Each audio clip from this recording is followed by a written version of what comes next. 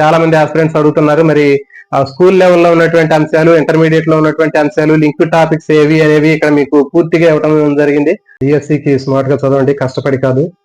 AP DSC school assistant biological science రాసేటటువంటి aspirants Telugu academy text బుక్లు చదువుతూ డిఎస్సిలో రానటువంటి అంశాల కోసం గంటల తరబడి టైం వేస్ట్ చేయకండి. గత ప్రశ్న పత్రాలని పూర్తి స్థాయిలో అనాలిసిస్ చేయడం జరిగింది. తక్కువ చదివి ఎక్కువ మార్కులు ఏ విధంగా స్కోర్ చేయొచ్చో ఈ వీడియోలో చూడండి. డిఎస్సిలో 80% క్వశ్చన్స్ అన్ని కూడా మోస్ట్ ఎక్స్పెక్టెడ్ టాపిక్స్ నుంచి రిపీటెడ్ గా రావడం జరుగుతుందండి. సో కాబట్టి ఈ ఎక్కువ రిపీటెడ్ కాన్సెప్ట్స్ ఏవైతే ఉన్నాయో వాటి మీద మీరు ఫోకస్ చేసినట్లయితే రాబోయేటటువంటి డిఎస్సిలో మీరు ఖచ్చితంగా 100% సక్సెస్ ని సాధిస్తారు. మోస్ట్ రిపీటెడ్ కాన్సెప్ట్స్ ఏవైతే ఉన్నాయో వీటి మీద మీరు ఫోకస్ తక్కువగా పెట్టినట్లయితే రాబోయేటటువంటి డిఎస్సిలో మీరు ఖచ్చితంగా రిస్క్ ను పడే అవకాశం ఉంటుంది. School assistant biological science aspirants అందరికి కూడా మనకి సిలబస్ అనేది చాలా హెవీగా ఉంది. స్కూల్ లెవెల్లో ఉన్నటువంటి 6th నుంచి 10th క్లాస్ వరకు ఉన్నటువంటి తెలుగు అకాడమీ టెక్స్ట్ బుక్స్, అదేవిధంగా ఇంటర్మీడియట్ లో ఉన్నటువంటి ఫస్ట్ ఇయర్, సెకండ్ ఇయర్ సంబంధించినటువంటి టెక్స్ట్ బుక్స్ కూడా చదవాల్సినటువంటి అవసరం ఉంటుంది.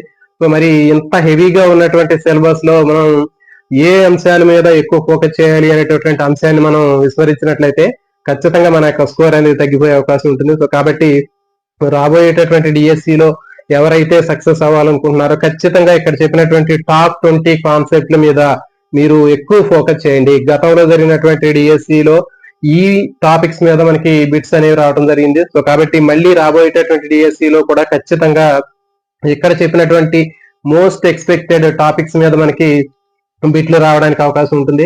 సో మరి ఆ మోస్ట్ ఎక్స్పెక్టెడ్ టాపిక్ కు సంబంధించినటువంటి అంశాలు ఏంటివో ఇక్కడ చూద్దాం.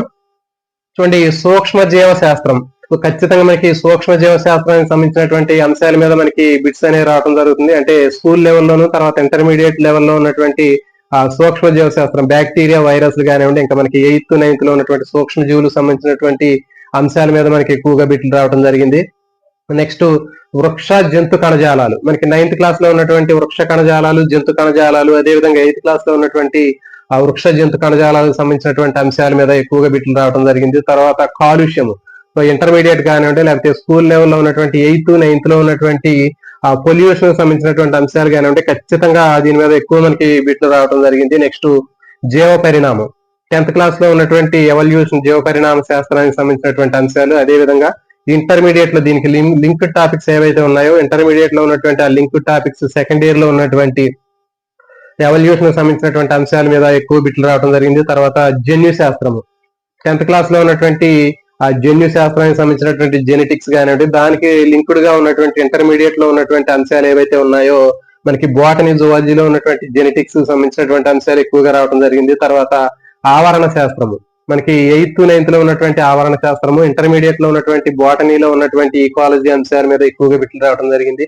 నెక్స్ట్ విసర్జక వ్యవస్థ, సో విసర్జక వ్యవస్థ కూడా ఎక్కువ ఇంపార్టెంట్ టాపిక్ అండి. దీని మీద కూడా మనకి బిట్లు వస్తున్నాయి. దీంట్లో మనకి ఎక్కువగా ఆల్కలాయిడ్స్ కానివ్వండి, అలాంటి అంశాలు, సెకండరీ మెటబలైట్స్ కానివ్వండి, లేకపోతే ఇంకా ఇంటర్మీడియట్ లెవెల్లో ఉన్నటువంటి వివిధ రకాలైనటువంటి కిడ్నీకి సంబంధించినటువంటి అంశాలు ఎక్కువగా రావడానికి అవకాశం ఉంది. తర్వాత పోషణ, మనకి 7th క్లాస్ లో ఉన్నటువంటి న్యూట్రిషన్ కానివ్వండి, లేకపోతే 10th లో ఉన్నటువంటి న్యూట్రిషన్ కానివ్వండి, దానికి రెలవెంట్ గా ఉన్నటువంటి ఇంటర్మీడియట్ సెకండ్ ఇయర్ లో ఉన్నటువంటి న్యూట్రిషన్ కానివ్వండి, సో వీటి మీద మనకి బిట్లు రావడం జరిగింది. నెక్స్ట్ రక్త ప్రసరణ వ్యవస్థ, ఈ రక్త ప్రసరణ వ్యవస్థ మీద కూడా ఎక్కువగా మనకి బిట్లు రావడం జరుగుతుంది. నెక్స్ట్ నాడీ వ్యవస్థ, సో నాడీ వ్యవస్థ మీద కూడా ఖచ్చితంగా మనకి మెదడుకు సంబంధించినటువంటి భాగాలు కానివ్వండి, తర్వాత వాటికి సంబంధించినటువంటి విధులు కానివ్వండి, వాటి పైన ఉన్నటువంటి పొరలు, మెదడు బయట వైపునే ఉంటుంది, లోపల వైపునే ఉంటుంది, ఇలాంటి అంశాలు ఎక్కువగా అడగడానికి అవకాశం ఉందండి. నెక్స్ట్ అంతఃస్రావక వ్యవస్థ, సో మోస్ట్ ఎక్స్పెక్టెడ్ టాపిక్. ప్రతి పేపర్ లో దీనికి సంబంధించినటువంటి బిట్ లేనటువంటి క్వశ్చన్ పేపర్ అనేది ఎక్కడా ఉండదండి. సో కాబట్టి మన బాడీలో ఉన్నటువంటి వివిధ రకాలైనటువంటి ఎండోక్రైన్ గ్లాండ్స్, వాటికి సంబంధించినటువంటి అవి ప్రొడ్యూస్ చేసేటటువంటి హార్మోన్స్, సో ఈ అంశాల మీద ఎక్కువగా బిట్లు రావడం జరిగింది. తర్వాత అస్థి పంజరం, సో ఈ అస్థి పంజరంలో కూడా మనకి ఖచ్చితంగా బిట్లు అనేవి రావడం జరుగుతుంది, వివిధ రకాలైనటువంటి కీళ్లు. ఇంటర్మీడియట్ లో ఉన్నటువంటి అస్థి పంజరం, హ్యూమన్ స్కెలిటన్ సంబంధించినటువంటి కొంచెం డెప్త్ గా నేర్చుకునే ప్రయత్నం చేయండి అండి. ఖచ్చితంగా దీని మీద బిట్లు రావడం జరిగింది. ఇంటర్మీడియట్ లెవెల్ నుంచి కూడా అడిగాడు. నెక్స్ట్ వానపాము, బొద్దింక, సో వీటికి సంబంధించినటువంటి టైప్ స్టడీ చదువుకునే ప్రయత్నం చేయండి అండి. ఎక్కువ మనకి వానపాము, బొద్దింకల నుంచి ఖచ్చితంగా బిట్లు అనేవి రావడం జరిగింది. Next plant physiology, so intermediate second year లో ఉన్నటువంటి ప్లాంట్ ఫిజియాలజీ మీద కంపల్సరీగా 2-3 బిట్లు అనేవి రావడం జరుగుతుంది. సో కాబట్టి ప్రతి ఒక్క బిట్ కూడా మనకి జాబ్ డిసైడింగ్ ఫ్యాక్టరే. సో కాబట్టి ఈ ప్లాంట్ ఫిజియాలజీ కూడా బాగా ఎక్కువగా హై వెయిటేజ్ ఉన్నటువంటి టాపిక్ గా చెప్పొచ్చు. నెక్స్ట్ శ్వాస వ్యవస్థ, కంపల్సరీగా శ్వాస వ్యవస్థ మీద కూడా మనకి బిట్లు అనేవి రావడం జరుగుతుందండి. మనకి నెక్స్ట్ వచ్చేసి కణ విభజన, సెల్ సంబంధించినటువంటి టాపిక్ మీద ప్రతి పేపర్ లో కూడా బిట్ అవుతుందండి. మళ్ళీ నెక్స్ట్ రాబోయేటటువంటి డిఎస్సి లో కూడా మనకి సెల్ డివిజన్ సంబంధించినటువంటి బిట్స్ రావడానికి అవకాశం ఉంటుంది. మనకి ఇంటర్మీడియట్ లెవెల్లో మాక్సిమం 10th క్లాస్ లో ఉన్నటువంటి అంశాల్లో ఎక్కువగా అడగటం జరిగింది. దానికి కొంచెం రెలవెంట్ గా ఉన్నటువంటి ఇంటర్మీడియట్ అంశాలు కూడా చదువుకునే ప్రయత్నం చేయండి. మియాసిస్, క్షయకరణ విభజన మీద ఎక్కువ ఫోకస్ చేయండి, దాని మీద ఎక్కువ బిట్లు రావడానికి అవకాశం ఉంటుంది. నెక్స్ట్ వివిధ రకాలైనటువంటి అనువంశిక వ్యాధులు ఇంటర్మీడియట్ సెకండరీలో ఉంది. జెనెటికల్ డిజార్డర్స్ సంబంధించినటువంటివి, వాటి మీద కూడా బిట్లు రావడానికి అవకాశం ఉంది. ఇవి రిపీటెడ్ గా వచ్చినటువంటి బిట్లు వచ్చినటువంటి టాపిక్. Next biodiversity.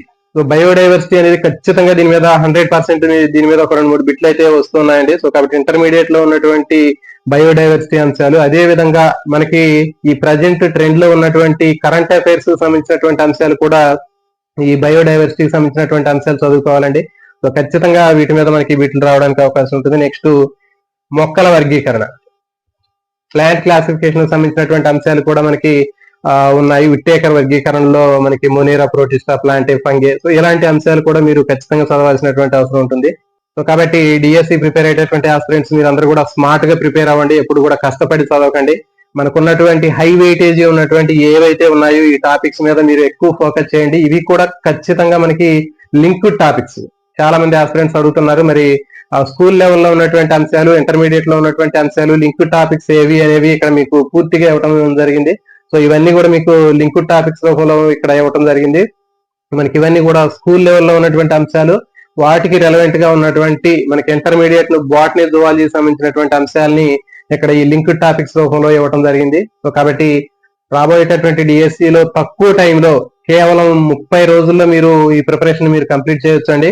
సో కాబట్టి ఎవరైతే రాబోయేటటువంటి డిఎస్సి లో సక్సెస్ అవ్వాలనుకుంటున్నారో, మరి ఈ టాప్ 20 టాపిక్స్ మీద మీరు ఫోకస్ పెట్టాలి అనుకుంటే ఒకసారి ఈ టాప్ 20 అంశాల మీద నేను ఫోకస్ పెడతాను అని ఒక చిన్న కామెంట్ చేయండి. అదేవిధంగా ఇక్కడ చేసినటువంటి ఈ అనాలిసిస్ మీకు ఉపయోగకరంగా ఉన్నట్లయితే ఖచ్చితంగా ఒక వీడియోకి ఒక లైక్ ఇచ్చే ప్రయత్నం చేయండి. అదేవిధంగా మీ ఫ్రెండ్స్ కూడా ఈ విధంగా అకాడమీ బుక్స్ మొత్తం అన్ని రకాలైనటువంటి చాప్టర్స్ ని చదువుతున్నట్లయితే, సో మరి ఎలాంటి స్ట్రాటజీని ఫాలో అవ్వకపోయినట్లయితే ఖచ్చితంగా మీ ఫ్రెండ్స్ కూడా షేర్ చేసే ప్రయత్నం చేయండి. అదేవిధంగా ఈ టాపిక్స్ సంబంధించినటువంటి అంశాలు మీకు Telugu academy text book intermediate లో ఉన్నటువంటి స్థాయిలో లింక్ టాపిక్స్ అన్ని కూడా మన ఛానల్లో కంప్లీట్ గా ఫ్రీ ఆఫ్ కాస్ట్ తోటి ప్రాక్టీస్ బిట్స్ తోటి కూడా ఇవ్వడం జరిగిందండి. సో కాబట్టి ఈ బిట్స్ మీకు కావాలనుకుంటే ఛానల్ ని సబ్స్క్రైబ్ చేయండి, all notification bell icon on చేయండి. Thank you for watching. All the best. Andhra Pradesh మరియు తెలంగాణ రాష్ట్రాల్లో డిఎస్సి 2026 ఎస్జిటి మరియు స్కూల్ అసిస్టెంట్ పరీక్షలకు సిద్ధమవుతున్న అభ్యర్థులందరికీ ఒక శుభవార్త. డిఎస్సికి ప్రిపేర్ అయ్యే అభ్యర్థుల నుంచి ₹1 కూడా ఆశించకుండా వీడియోలను అందిస్తున్న ఏకైక యూట్యూబ్ ఛానల్ మన సక్సెస్ జర్నీ టీవీ ఛానల్.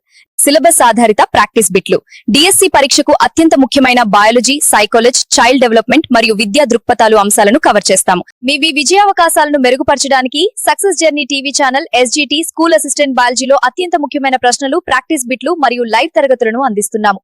ఇలాంటి మరిన్ని ఉపయోగకరమైన క్లాసుల కోసం సక్సెస్ జర్నీ టీవీ ఛానల్ ని ఇప్పుడే సబ్స్క్రైబ్ చేయండి. నోటిఫికేషన్ బెల్ ఐకాన్ ను ఆన్ చేయండి. రాబోయే డిఎస్సి లో మీరు ఖచ్చితంగా విజయం సాధించాలని మనస్ఫూర్తిగా కోరుకుంటున్నాము.